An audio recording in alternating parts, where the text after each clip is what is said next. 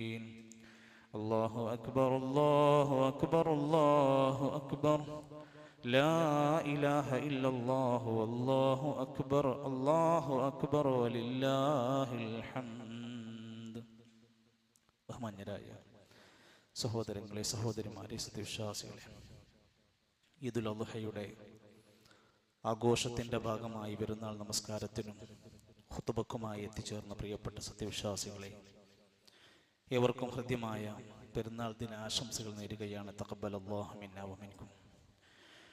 പടച്ച റബ്ബിൻ്റെ അടുത്ത് ഏറെ മഹത്വമേറിയ ഒരു ദിവസം, യൗമുൻ നഹർ, യൗമുൽ ഖർ എന്നൊക്കെ വിശേഷിപ്പിക്കപ്പെടുന്ന മഹത്തരമായ ദിവസങ്ങളിലാണ് നാം കടന്നുപോയിക്കൊണ്ടിരിക്കുന്നത്.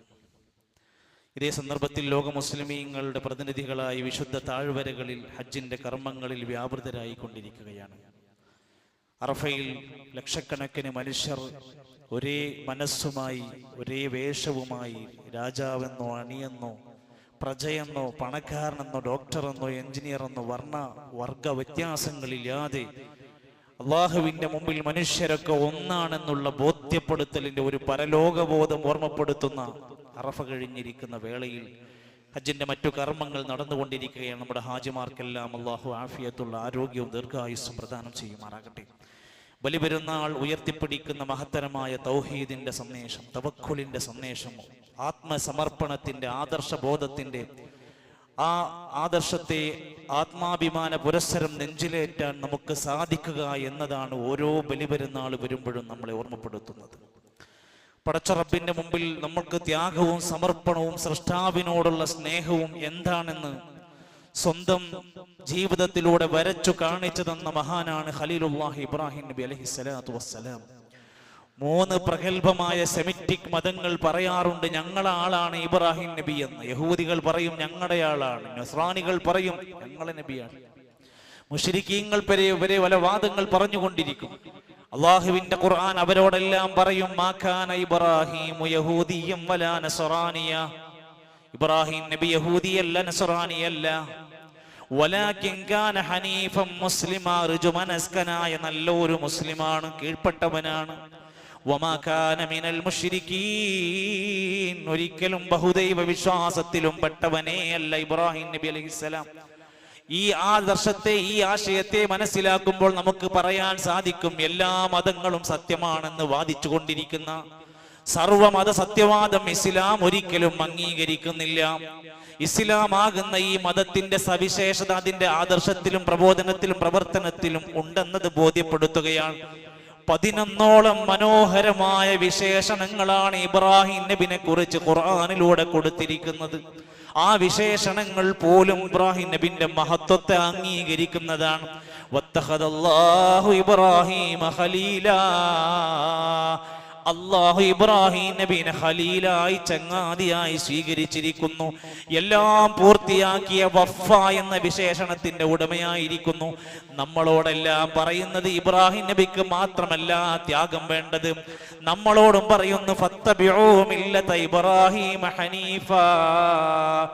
ഇബ്രാഹിം നബി അലൈഹിസ്സലാമിന്റെ മില്ലത്ത് നിങ്ങളെല്ലാവരും പിൻപറ്റണം. അതെന്തിന്റെയാ? അത് ത്യാഗത്തിന്റെയാണ്, തവക്കുലിന്റെയാണ്. നമ്മളിപ്പോൾ ഓർമ്മിച്ചു കൊണ്ടിരിക്കുന്ന, പറഞ്ഞുകൊണ്ടിരിക്കുന്ന ഇനി അയ്യാമു തശ്രീഖിന്റെ അവസാനത്തെ അസ്ർ വരെ നമ്മൾ പറയേണ്ടുന്ന, പ്രഖ്യാപിക്കേണ്ടുന്ന തക്ബീറിനെ നമ്മുടെ ജീവിതത്തിൽ അന്വർത്ഥമാക്കണം. നമുക്ക് വലുത് അള്ളയാണ്.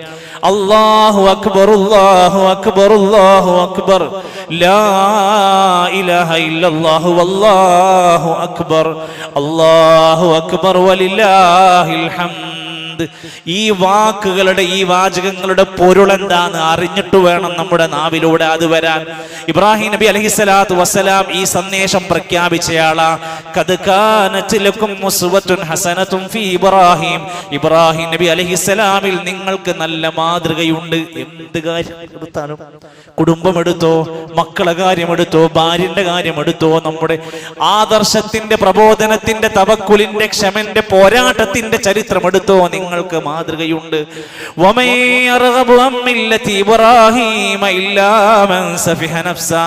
ഇബ്രാഹിം നബി തങ്ങളുടെ മാതൃക ആരാണോ ഒഴിവാക്കി പിൻപറ്റാതെ വിമുഖത കാണിച്ച് നടക്കുന്നത് അവൻ സ്വയം വിഡ്ഢിയായവനാണ്.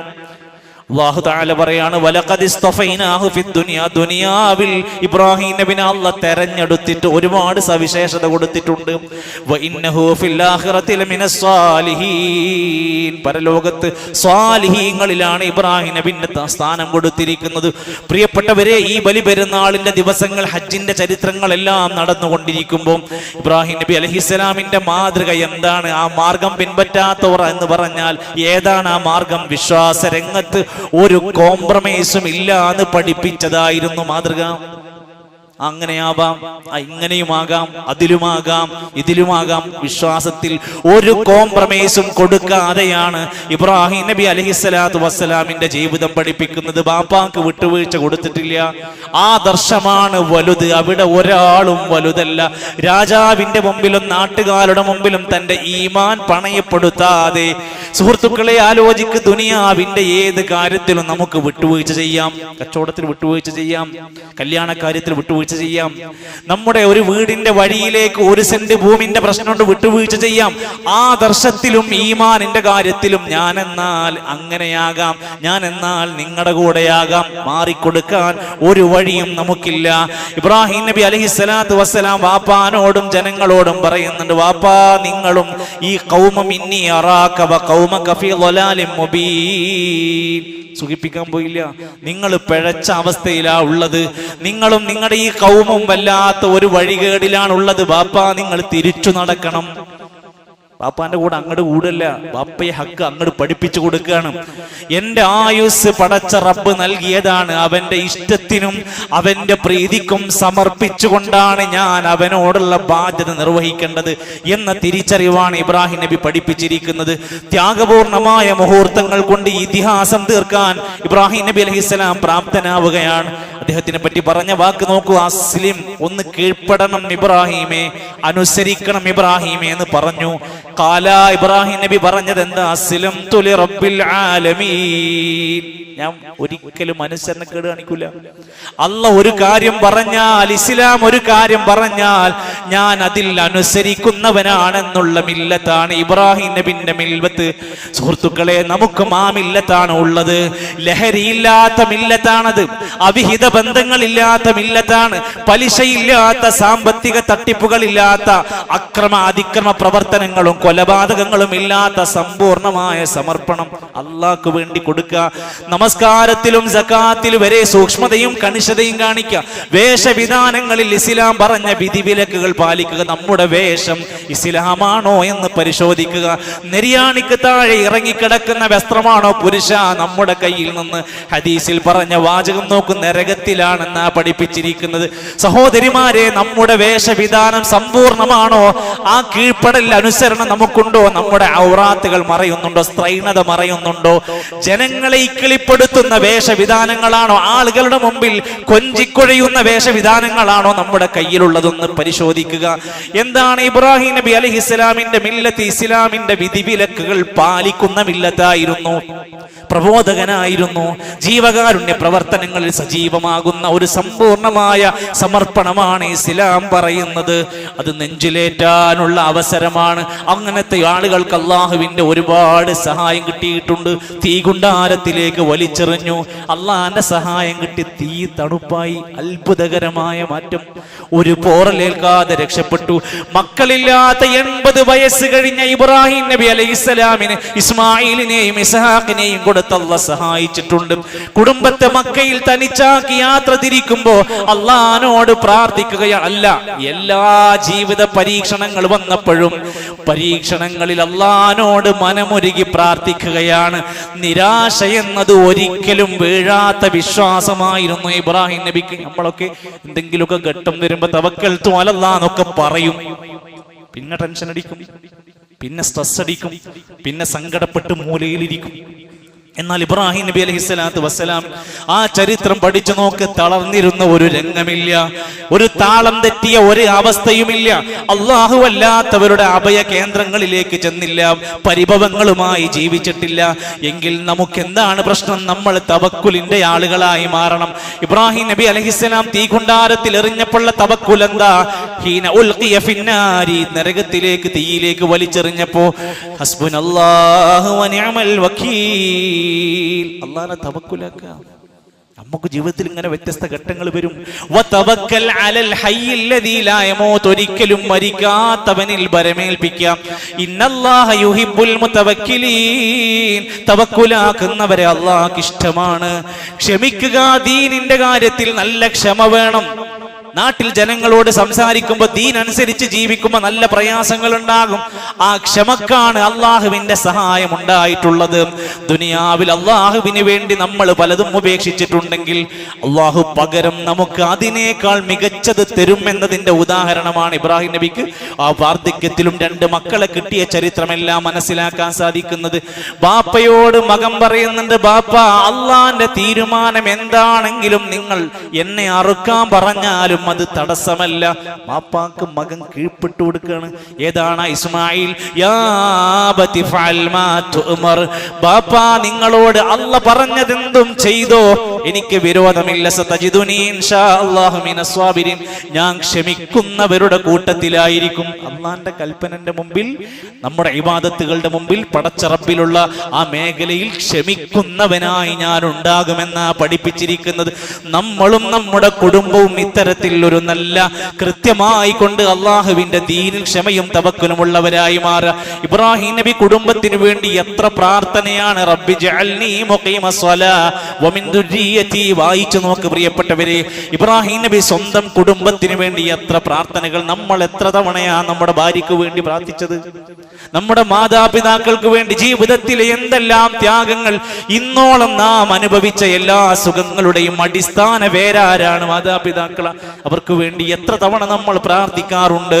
നമ്മുടെ പ്രിയപ്പെട്ട മക്കൾക്ക് എന്തെല്ലാം കുഞ്ഞു പരാതികൾ, പരിഭവങ്ങളുണ്ട്. നമ്മളത് മാറിക്കിട്ടാൻ നമ്മൾ എപ്പോഴെങ്കിലും ആത്മാർത്ഥമായി പ്രാർത്ഥിക്കാറുണ്ടോ?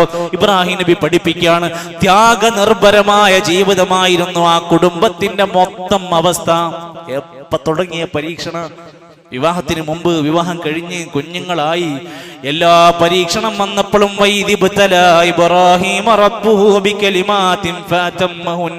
ഒന്നിനു പിറകെ ഒന്നായി കടന്നു വന്ന ഓരോ പരീക്ഷണങ്ങളെ മനോഹരമായി അതിജീവിക്കാണ്. നമുക്കൊക്കെ വരാം. ആ പരീക്ഷണങ്ങളെല്ലാം പൂർണ്ണമായി അനുസരണയോടെ നിന്നുകൊടുക്കുകയാണ്. സഹോദരങ്ങളെ, ഇബ്രാഹിം നബി അലൈഹിസ്സലാമിന്റെ കുടുംബത്തെ ഓർക്കാത്ത ഒരു ഹജ്ജ് കടന്നു പോകുന്നുണ്ടോ? ഹജ്ജിന്റെ കർമ്മങ്ങൾ അവിടെ നടന്നുകൊണ്ടിരിക്കുക, പൂർത്തിയാക്കിയിട്ടില്ല. ഏതാനും ദിവസങ്ങൾ കൂടെ ബാക്കിയുണ്ട്. അല്ലാഹു അക്ബർ എന്ന വലിയ മന്ത്രധ്വനികളാണ്. ലബ്ബൈക് അല്ലാഹുമ്മ ലബ്ബൈക്, അല്ലാഹുവിനെ ഉയർത്തി പറയുന്ന വാക്കുകളാണ് മിനയിൽ, മുസ്ദലിഫയിൽ എല്ലാം നമ്മൾ ഇതുവരെയും കേട്ടുകൊണ്ടിരിക്കുന്നത്. എവിടെയെങ്കിലും ഇബ്രാഹിം നബിയെ കാക്കണേ രക്ഷിക്കണേ എന്നൊരു വിളി കേൾക്കുന്നുണ്ടോ? ഇസ്മായിൽ നബിന്റെ ഹക്ക് ജാഹ് ബർക്കത്ത് കൊണ്ടൊരു വിളി ഹജ്ജിന്റെ ഇടയിൽ എവിടെയെങ്കിലും ഉണ്ടോ? സുഹൃത്തുക്കളെ, മരണപ്പെട്ടു പോയ നബിമാരോട്, വലിയമാരോട്, ബീവിമാരോട്, സ്വാലിഹീങ്ങളോട് ഒരു ദുആ ഇസ്ലാമിന്റെ ഇബാദത്തുകൾക്കിടയിൽ എവിടെയെങ്കിലും വരുന്നുണ്ടോ? ഇബ്രാഹിം നബി വലിയല്ലേ? ഇബ്രാഹിം നബി നബിയല്ലേ? ഇസ്മായിൽ നബി മഹത്വമല്ലേ? എന്തുകൊണ്ടാണ് ആ ഇബാദത്തുകളുടെ ഇടയിൽ ഒരു വരി പ്രാർത്ഥന ഇബ്രാഹിം നബിനോട് വരാത്തത്? ഹജ്ജിന്റെ ഓരോ സന്ദർഭങ്ങളിൽ എത്രയെത്ര ദിക്റുകളാണ്. ഏതെങ്കിലും ഒരു മരണപ്പെട്ട വ്യക്തിയോടൊരു തേട്ടമുണ്ടോ? ലോകം നിയന്ത്രിക്കുന്നത് വലിയമാരും ഖുതുബുമാരും ഔസുമാരുമാണെന്ന പിഴച്ച ശിർക്കൻ വിശ്വാസങ്ങൾ പാടി ചൊല്ലി നടക്കുന്ന കാലത്താണ് നമ്മൾ ജീവിക്കുന്നത്. പ്രതിസന്ധി ഘട്ടങ്ങൾ എന്ത് വന്നാലും ഞാൻ എൻ്റെ റബ്ബിനോടെ പ്രാർത്ഥിക്കൂന്ന് പ്രഖ്യാപിക്കേണ്ടവരാണ് ഇബ്രാഹിമി മില്ലത്ത്. വജാഹിദു ഫില്ലാഹി ഹഖ്ക ജിഹാദി, അല്ലാഹുവിന്റെ മാർഗ്ഗത്തിൽ യഥാർത്ഥ ജിഹാദ് നടത്തണം. മില്ലത അബീകും ഇബ്രാഹിം, നിങ്ങളുടെ ഇബ്രാഹിം നബിന്റെ മില്ലത്തിലേക്ക് നിങ്ങൾ വരണം.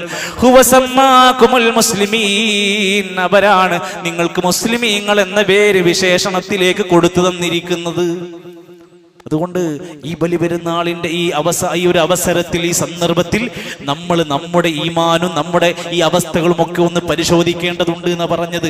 അതോടൊപ്പം തന്നെ നമ്മളൊക്കെ ജീവിക്കുന്ന ഓരോ രാജ്യവും ഓരോ നാടും, ജീവിക്കുന്ന നാടും പ്രദേശവും ഒക്കെ മുസ്ലിമിനൊരു വൈകാരിക ബന്ധമുള്ള ഇടങ്ങളാണ്. അവൻ ജീവിക്കുന്ന ഏത് നാട്ടിലും ഒരു സ്വസ്ഥതയും സമാധാനവും നിറയണമെന്നവൻ ആഗ്രഹിക്കണം. ഇബ്രാഹിം നബി ആഗ്രഹിച്ചു, പ്രാർത്ഥിച്ചു. ഇന്ന് വരെ നമ്മൾ നമ്മുടെ ഇന്ത്യക്ക് വേണ്ടി, കേരളത്തിന് വേണ്ടി, നമ്മുടെ രാജ്യത്തിന് വേണ്ടി എപ്പോഴെങ്കിലും പ്രാർത്ഥിക്കാറുണ്ടോ? പ്രാർത്ഥിക്കണം. വൈദ ഖാല ഇബ്രാഹീമു റബ്ബി ജഅൽ ഹാദാ ബലദൻ ആമിനാ, നിർഭയത്വത്തിന്റെ രാജ്യമാക്കണമെന്ന പ്രാർത്ഥന. ഭരണാധികാരികൾ മാറും, രാജ്യത്തിന്റെ ജീവിത സാഹചര്യങ്ങൾ മാറും, പക്ഷെ ആ മണ്ണിനോടൊരു വികാരം നമുക്ക് വേണം. ഈ നാട്ടിൽ നമുക്ക് പഠിക്കണം, ഇവിടെ ജീവിക്കണം, ജോലി ചെയ്യണം, മതപരമായ സ്വാതന്ത്ര്യം വേണം, പ്രബോധന സാഹചര്യം വേണം, എല്ലാം ഇവിടെ നിലനിൽക്കണം. എന്താ ചെയ്യുക? പടച്ച റബ്ബിനെ പ്രാർത്ഥനയോടെ റബ്ബിലേക്ക് കടന്നു വരണം.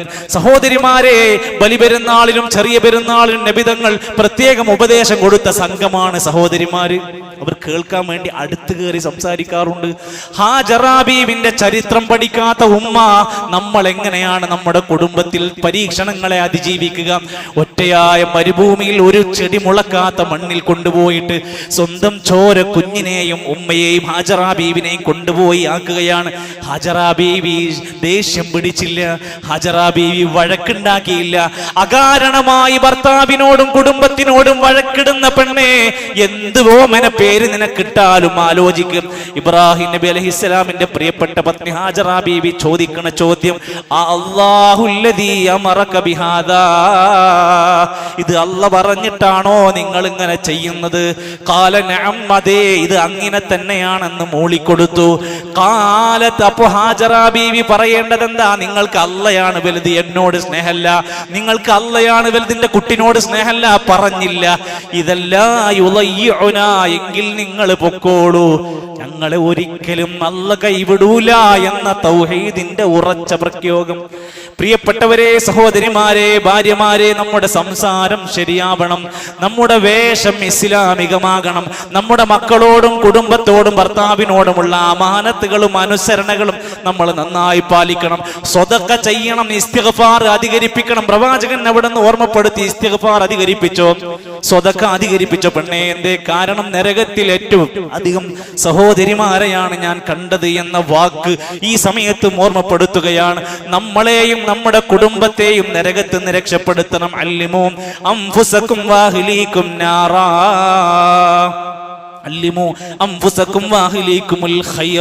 നിങ്ങൾ നിങ്ങളെയും നിങ്ങളുടെ കുടുംബത്തിനെയും നരകത്തിൽ നിന്ന് രക്ഷപ്പെടാൻ ഖൈർ പഠിപ്പിച്ചു കൊടുക്കണം. നല്ല കാര്യങ്ങളൊക്കെ ദീനിൽ പഠിപ്പിച്ചു കൊടുക്കണം. പ്രിയപ്പെട്ട മക്കളെ, നമ്മുടെ വസ്ത്രത്തിന്റെ കാര്യത്തിലും സ്വഭാവത്തിന്റെ കാര്യത്തിലും നമസ്കാരത്തിന്റെ കാര്യത്തിലുമൊക്കെ നമ്മളൊന്ന് ഓർത്തിരിക്കേണ്ടതാണ്. എൻ്റെ നരകത്തിന് കാരണമാകുന്ന വല്ലതും എൻ്റെ കയ്യിലുണ്ടോ എന്ന് ഓർമ്മപ്പെടുത്തുക.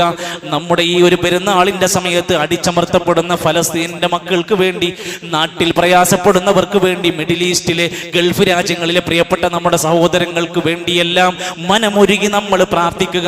നാടിനെ വെല്ലുന്ന ഭീഷണിയായി മാറിക്കൊണ്ടിരിക്കുന്ന മദ്യവും മയക്കുമരുന്ന് ലഹരി വസ്തുക്കളുടെ ഉപയോഗം സമൂഹത്തിൽ വ്യാപിക്കുകയാണ്.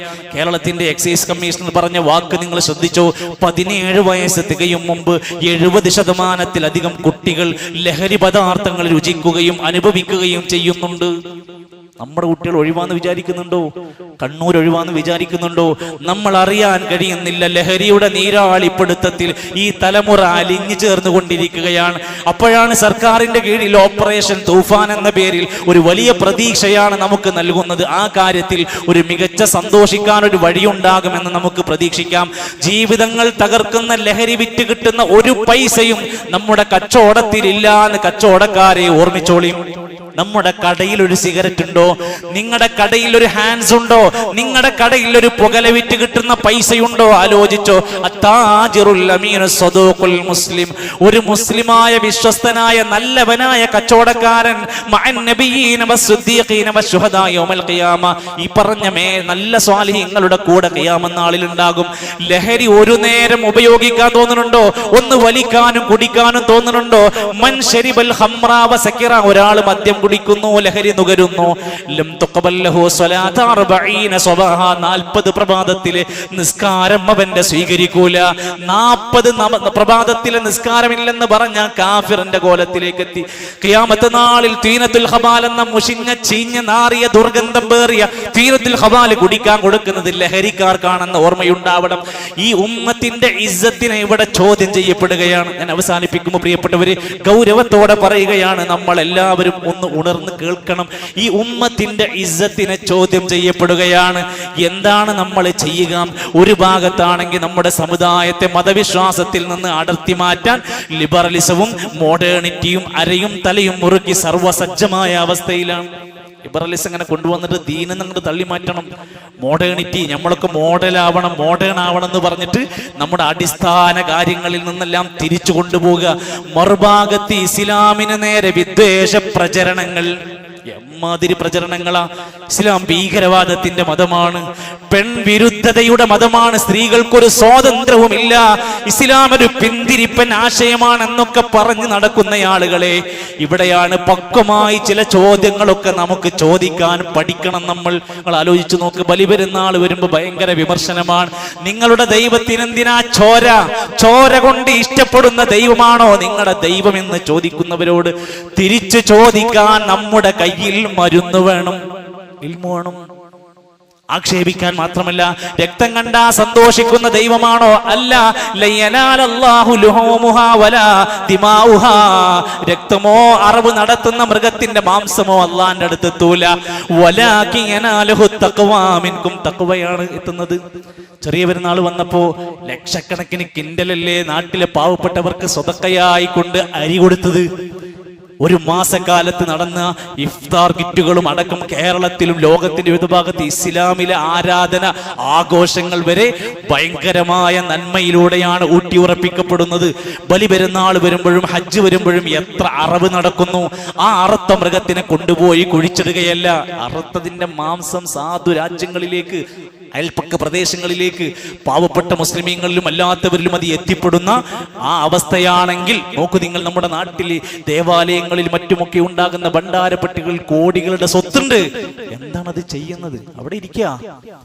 എന്നാൽ ഇസ്ലാം പറയുന്നത് ഇതൊന്നുമല്ല എന്നും ആളുകൾക്ക് ഉപകാരമുള്ള കാര്യങ്ങൾ ചെയ്യണമെന്നും പ്രേരിപ്പിക്കുകയാണ്. നോക്കൂ നിങ്ങൾ, 5 വർഷത്തിൽ ഒരിക്കൽ നടക്കുന്ന ലോകത്തിലെ ഏറ്റവും വലിയ മൃഗബലിയാണ് നേപ്പാളിലെ ഗതിമൈ എന്ന് പറയുന്ന ഉത്സവം. പഠിക്കാൻ വേണ്ടി പറയാ, 2009 5 ലക്ഷത്തിലധികം എരുമകളെയും ആടുകളെയും കോഴികളെയും മൃഗങ്ങളെയും ബലി ചെയ്തതായി കണക്കാക്കുന്നുണ്ട് വാർത്തയിൽ.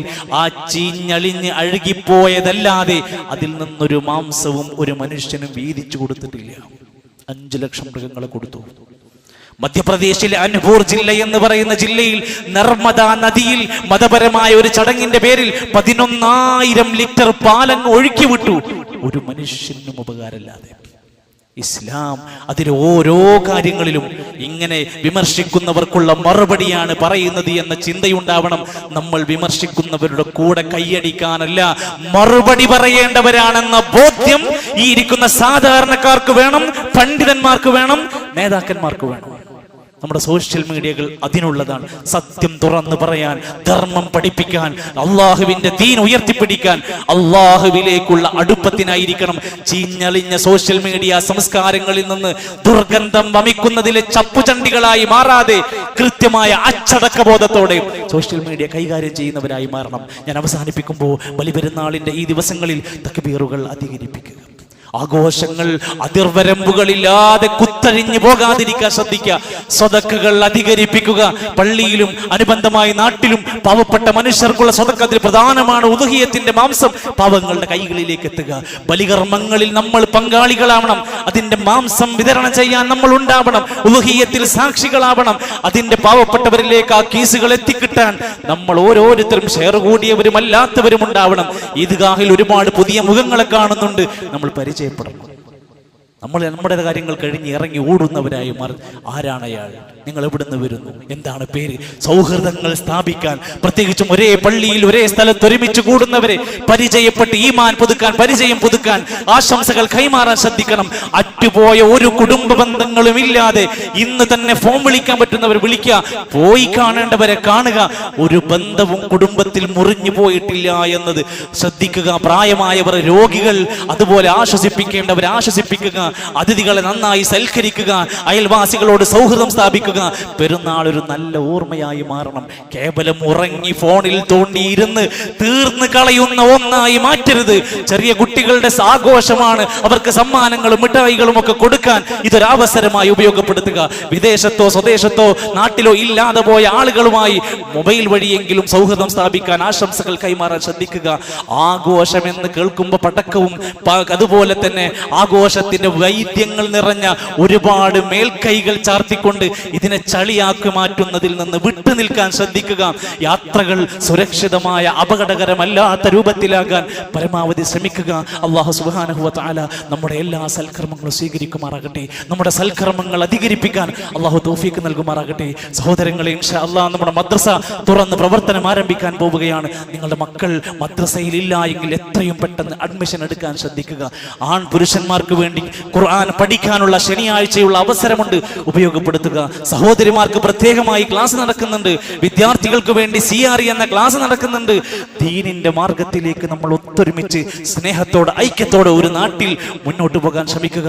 അല്ലാഹു അക്ബർ വലില്ലാഹിൽ ഹംദ്. അല്ലാഹു നമ്മുടെ എല്ലാവരുടെയും നല്ല സൽക്കർമ്മങ്ങൾ എല്ലാം സ്വീകരിച്ച് സ്വർഗ്ഗം നൽകി അനുഗ്രഹിക്കുമാറാകട്ടെ. പ്രയാസപ്പെടുന്ന രോഗികൾക്ക് അല്ലാഹു ശിഫ നൽകുമാറാകട്ടെ. അടുത്തിടെ നമ്മുടെ കൈകളിൽ നിന്ന് മരണപ്പെട്ടു പോയ മാതാപിതാക്കൾ, ബന്ധുക്കൾ, സുഹൃത്തുക്കൾ എല്ലാവർക്കും അല്ലാഹു മഗ്ഫിറത്തും റഹ്മത്തും നൽകുമാറാകട്ടെ. ഫലസ്തീനിലെ പാവപ്പെട്ടവർ, ലബനാനിലെ പാവപ്പെട്ട മനുഷ്യർ, ലോകരാജ്യങ്ങളിലെ പലയിടങ്ങളിൽ ദുരിതം അനുഭവിക്കുന്നവർ, അല്ലാഹുവേ നീ അവർക്ക് ആശ്വാസമാകണമേ. അല്ലാഹുവേ യുദ്ധത്തിന്റെ പല കെടുതികളാൽ ദുരിതം അനുഭവിക്കുന്ന എല്ലാ കുടുംബങ്ങൾക്കും സമാധാനവും നിർഭയത്വം നൽകണമേ. അല്ലാഹുവേ ഞങ്ങളുടെ നല്ല മുറാദുകൾ ഹാസിലാക്കി തരണമേ. അല്ലാഹുവേ ഞങ്ങളുടെ സൽക്കർമ്മങ്ങളിൽ ഏതെങ്കിലും വീഴ്ചകൾ വന്നെങ്കിൽ പുറത്തു തരണമേ റഹ്മാനെ. അല്ലാഹുവേ ഞങ്ങളുടെ മാതാപിതാക്കൾക്ക് വലിയ ആഫിയത്തുള്ള ദീർഘായുസ് നൽകണമേ. അല്ലാഹുവേ ഞങ്ങളുടെ മക്കളിലൂടെ ഇണകളിലൂടെ കൺകുളിർമ നൽകണമേ. അല്ലാഹുവേ ഞങ്ങളുടെ കച്ചവടത്തിൽ ജീവിതത്തിൽ റിസ്ഖിൽ വിശാലതയും ബറക്കത്തും നൽകണമേ. അല്ലാഹുവേ ഞങ്ങളെ സ്വർഗ്ഗത്തിന്റെ അഹ്ലുകാൽ ഉൾപ്പെടുത്തണമേ. അല്ലാഹുമ്മ ഗ്ഫിർ ലിൽ മുഅ്മിനീന വൽ മുഅ്മിനാത്ത് വൽ മുസ്ലിമീന വൽ മുസ്ലിമാത്ത് അൽ അഹ്യാഇ മിൻഹും വൽ അംവാത്ത് റബ്ബനാ തവഫനാ മുസ്ലിമീന വൽഹിഖ്നാ ബിസ്സാലിഹീൻ റബ്ബനാ ആതിനാ ഫിദ് ദുനിയ ഹസന വഫിൽ ആഖിറതി ഹസനതൻ വഖിനാ അദാബൻ നാർ റബ്ബനാ തവഫനാ മഅൽ അബ്റാർ സുബ്ഹാന റബ്ബിക റബ്ബിൽ ഇസ്സതി അമ്മാ യസിഫൂൻ വസലാമുൻ അലൽ മുർസലീൻ വൽഹംദുലില്ലാഹി റബ്ബിൽ ആലമീൻ. അസ്സലാമു അലൈക്കും വറഹ്മത്തുള്ളാഹി വബറകാതുഹു.